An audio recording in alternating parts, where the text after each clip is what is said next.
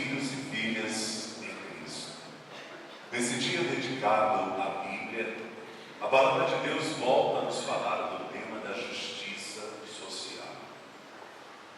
São Lucas frisa muito esse tema, porque sendo médico, ele quer apresentar no seu evangelho Jesus como aquele que cura, o médico dos homens e das almas. E para Lucas, o caminho da misericórdia é também o caminho da justiça social. Erguer os que estão caídos é projeto de Deus. Se é projeto de Deus, é projeto nosso. A palavra de Deus hoje nos mostra o perigo das riquezas. O Evangelho nos apresenta um rico que vai ao inferno e o pobre que vai aos céus. Contudo, nós precisamos perceber que o rico não é condenado por ser rico e o pobre não é salvo por ser pobre.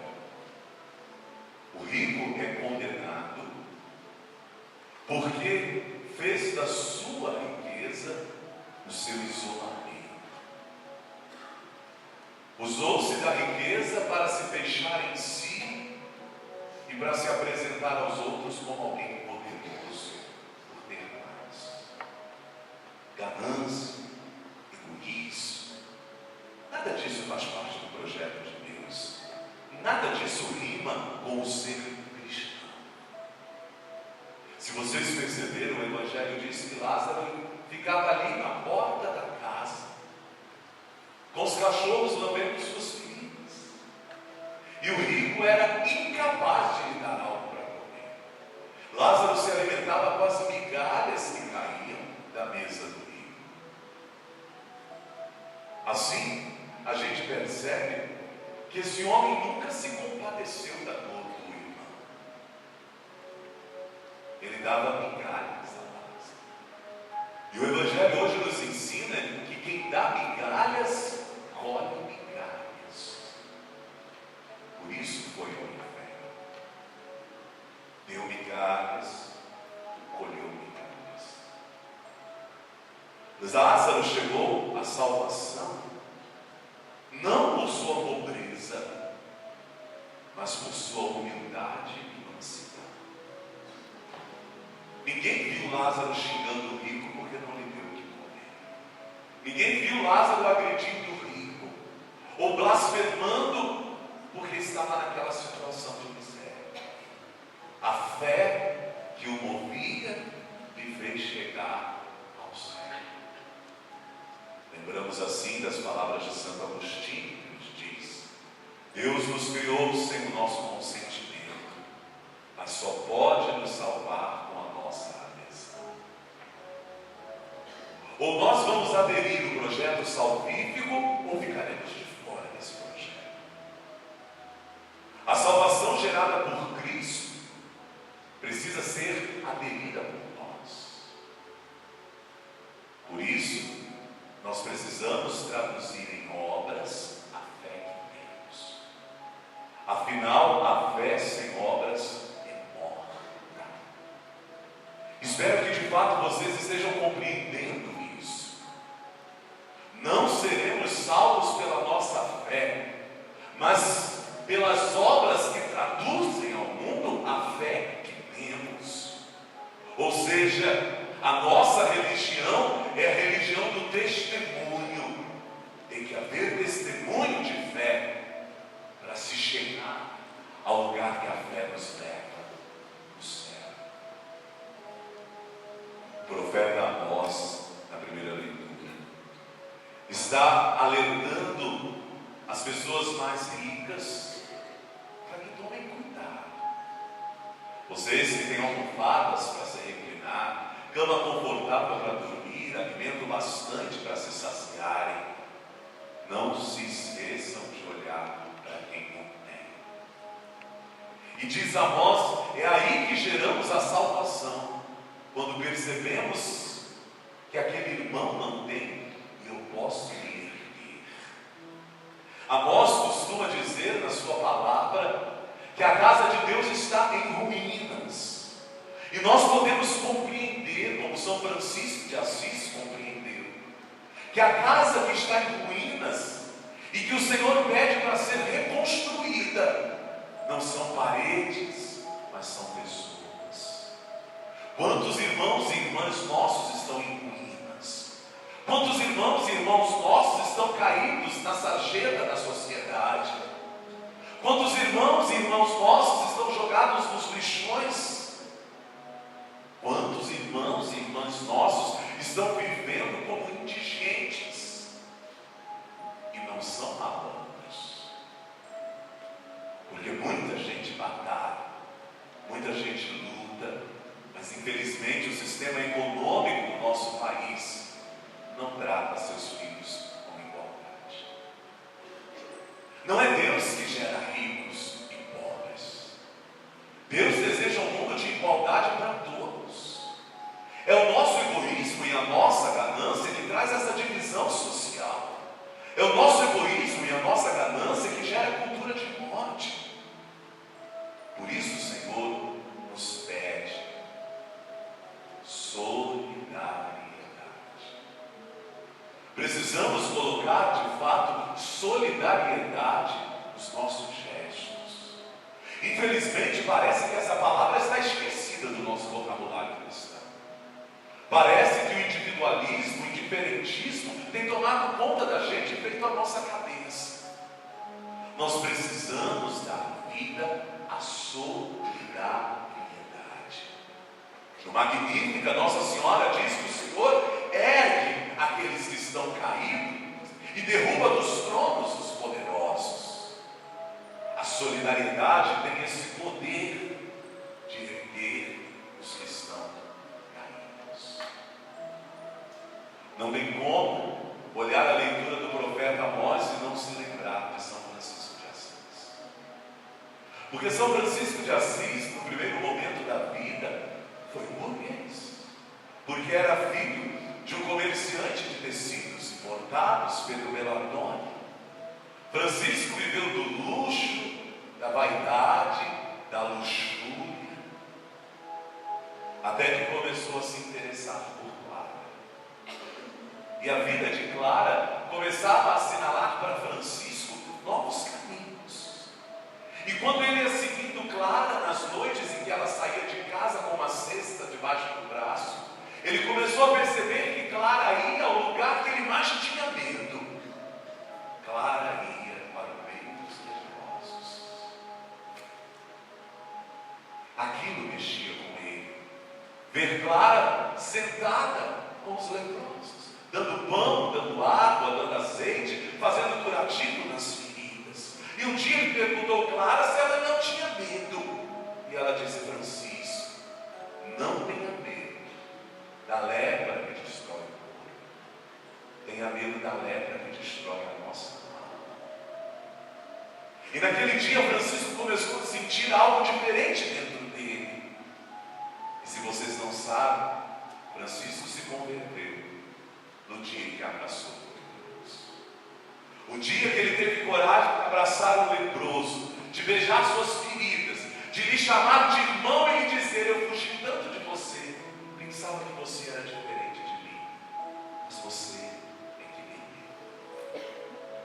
O Papa Francisco tem falado muito da conversão de São Francisco. E tem dito que, como Francisco, nós também precisamos ter a coragem de abraçar mais. Que está faltando abraço na vida dos cristãos. Mas não abraço àqueles que nos abraçam. Nós precisamos ter a coragem de abraçar aqueles que a gente tem medo, aqueles que a gente repudia, aqueles que a gente quer ter distante. São nesses que nós podemos descobrir tesouros que não imaginamos que eles possuem. Nos lembra o Papa Francisco. Nossa igreja está carente de cristãos que não tenham medo de abraçar. Hoje, na minha oração da manhã, pedi a Deus que desse a todos nós um olhar de garimpeiro. Vivi na região do garimpo por 6 anos, lá em Frutal, e via muitas vezes os garimpeiros que no meio de tantas pedras enxergavam a pedra preciosa. sabiam que aquela pedra tão feia, tão bruta, tinha valor a você.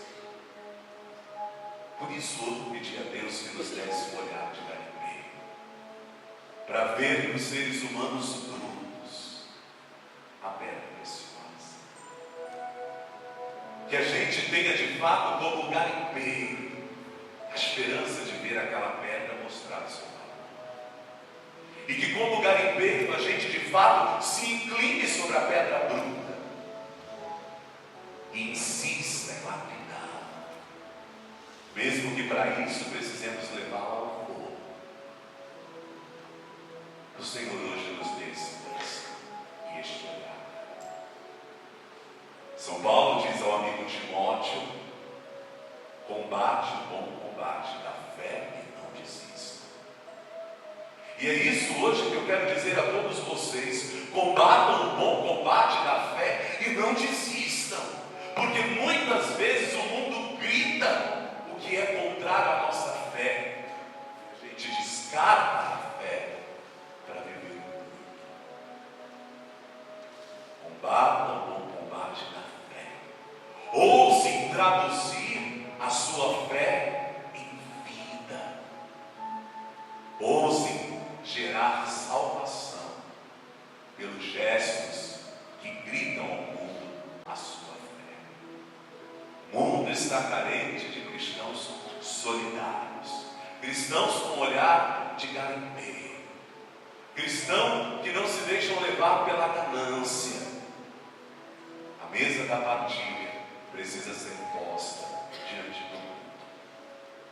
Faço um parêntese sobre esse tema para buscar no Evangelho outro tema que julgo muito importante para nós, e aqui termina. Se vocês repararam, o Evangelho de hoje traz um diálogo entre duas almas, porque morre o rico e morre o pobre, um no inferno, outro no céu. E o rico começa então a gritar desesperado para que Deus, que o Evangelho chama de Abraão hoje, peça Lázaro que saia do céu e vá lá para o inferno molhar a sua boca. E o que o Senhor diz a ele? Não tem passagem. Não tem passagem. Depois então o rico pede: então manda Lázaro ir lá na casa dos meus irmãos, dizer para eles mudarem de vida para não vir cair no tormento que nem eu. E o que o Senhor diz a ele? Ainda que um dos mortos quisesse, não é possível. Não tem passagem. Gostaria então de colocar 3 pontos para vocês. Primeiro, quem vive dizendo que está vendo fantasma, que está vendo alma penada, que a alma está aparecendo, que está me pedindo isso, que está me atormentando, olhem a palavra de Deus de hoje. Não tem passagem. Então esse negócio de alma, de fantasma, de estar mandando carta para mim, isso não existe. Não tem passagem. Não se deixe iludir. Chegue em casa e confiram. Lucas capítulo 16, versículos de 19 ao 31, é o Evangelho de hoje. Nós somos formados de energia. E por isso nós conseguimos captar a energia dos lugares que vamos, das pessoas que convivemos. Quem aqui nunca chegou num lugar e até se arrepiou? Diz: nossa, que lugar ruim, de energia ruim, né? A gente tem vontade de sair dali. Ou senão nós vamos a um lugar e a gente sente algo tão bom, tão positivo. A ciência nos fala que isso é sensibilidade, que tem pessoas que conseguem captar a energia de um ambiente. Só que o nosso cérebro, ele não consegue pensar se ele não dá forma aos pensamentos, porque o cérebro só pensa a partir daquilo que ele recebe dos sentidos. Por isso, quando nós conseguimos sentir, captar a energia de um lugar, seja negativa ou positiva, é muito comum que o cérebro imediatamente dê forma a isso. Isso é provado pela ciência. Quem, quando está com medo, não escuta vozes, não vê coisa, não escuta passos, é a mente. Não tem Se não há passagem do céu para a terra, então não tem jeito de uma alma voltar aqui para se encarnar de novo num outro corpo e começar uma nova vida. Só não está enxergando quem não quer, que é falsa a doutrina da reencarnação. É falsa. Ninguém volta aqui para começar uma vida no novo corpo. Olha a palavra de Deus de hoje. Não tem passagem. Se ainda um dos mortos quisessem, não tem passagem. A vida, ela é grandiosa porque ela é única. O que cremos é na ressurreição. A vida não é tirada, mas transformada. A vida, quando se une a Cristo, se torna eterna. Terceiro ponto: se não tem passagem, não acreditem nessa história de incorporação. Fui no terreiro e a entidade incorporou. Não acreditem nisso. Como que uma alma pode passar e se incorporar?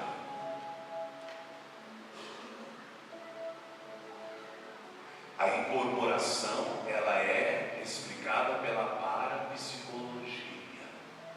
E tudo aquilo que a ciência explica não tem nada de sobrenatural. Padre, mas eu vim caminhar em cima de caco de vidro, tomou um monte de cachaça e depois não estava embriagado. Vamos buscar a parapsicologia e vocês vão ver respostas para tudo isso. Agora, uma coisa eu digo a vocês: Satanás é muito esperto. Satanás é muito astuto. Ele se utiliza muito disso para nos confundir. Deus não se contradiz. E eu pergunto a vocês: Deus é bom ou é mau? Deus é bom ou é mau? Vocês têm certeza disso? Deus faz o mal? Então me diga, Deus pode estar num lugar que ao mesmo tempo que faz o bem, também faz o mal. Um lugar que faz um trabalho para me dar bem na vida e que na mesma hora está fazendo um trabalho para matar o outro. Deus pode estar num lugar assim. Cuidado para o seu desespero não te levar